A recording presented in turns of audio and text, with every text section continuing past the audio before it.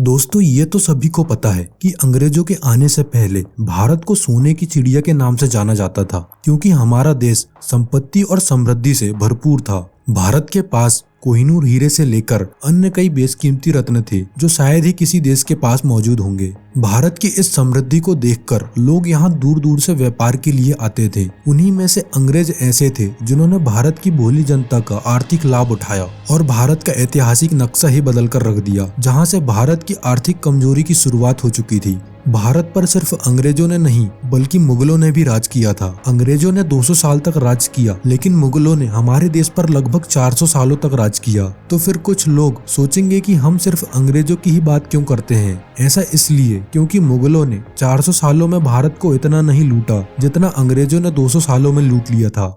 नमस्कार दोस्तों, मैं हूं हरी और एक बार फिर उपस्थित हूं एक नई वीडियो लेकर।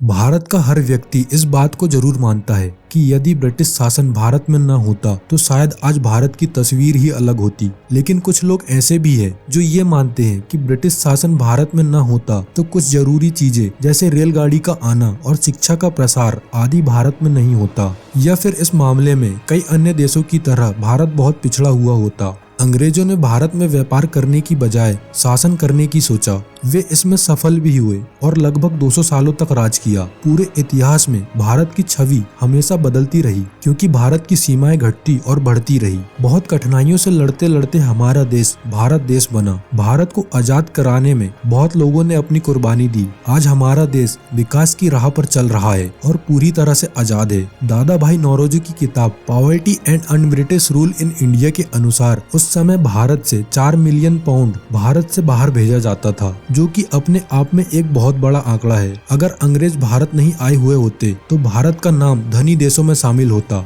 भारत में अंग्रेज नहीं आते तो दूसरे विश्व युद्ध में भारत का एक भी आदमी नहीं मारा जाता, क्योंकि भारत हमेशा से ही एक शांतिपूर्ण देश रहा है। अंग्रेजी सरकार नहीं होती तो दूसरे विश्व युद्ध में हमारा कोई लेना देना नहीं था, लेकिन अंग्रेजी सरकार के आदेश की वजह से करीब 20 लाख लोगों को मजबूरन लड़ना पड़ा, जिसमें से लाखों युवक कभी वापस नहीं लौटे। साल 1860 से पहले भारत में राजाशाही थी, लेकिन अंग्रेजों ने भारत में संसदीय चुनाव पेश किए और ऐसा पहली बार हुआ जब लोग वोट कर सकते थे। अंग्रेजों के समय भारत में एक प्रथा थी जिसे सती प्रथा के नाम से जाना जाता है। इस प्रथा के अनुसार अगर किसी पत्नी के पति की मृत्यु हो जाती है तो पत्नी को भी अपने पति के साथ जिंदा जलना होता था। अंग्रेजों के सपोर्ट के कारण यह प्रथा भी खत्म हो गई। अब हम ये कह सकते हैं कि अगर उस समय अंग्रेजों ने भारत पर शासन नहीं किया होता तो न जाने आज भारत में ऐसी कितनी प्रथाएं होती। अगर हम 18वीं सदी के पहले की बात करें तो भारतीय लोगों की जरूरतें बहुत कम थी।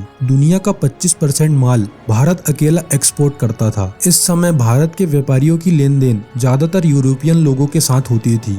इन सभी में हीरे, मोती, मसाले, कपड़े इत्यादि का एक्सपोर्ट होता था और बदले में भारतीय व्यापारी उनसे सोने की मांग करते थे। जब अंग्रेजों ने भारत पर कब्जा कर लिया तब उनकी सीधी नजर भारत की कृषि पर पड़ी और उन्होंने भारत की कृषि व्यवस्था को कमजोर करना चालू कर दिया। अब भारत की परंपरागत फसल की जगह तंबाकू, कपास, तिल, चाय आदि होने लगे। लेकिन आखिर इन फसलों को क्यों उगाया जाता था? इन फसलों को इसलिए उगाया जाता था क्योंकि अंग्रेजों को इंटरनेशनल मार्केट से बहुत ज्यादा मुनाफा होता था।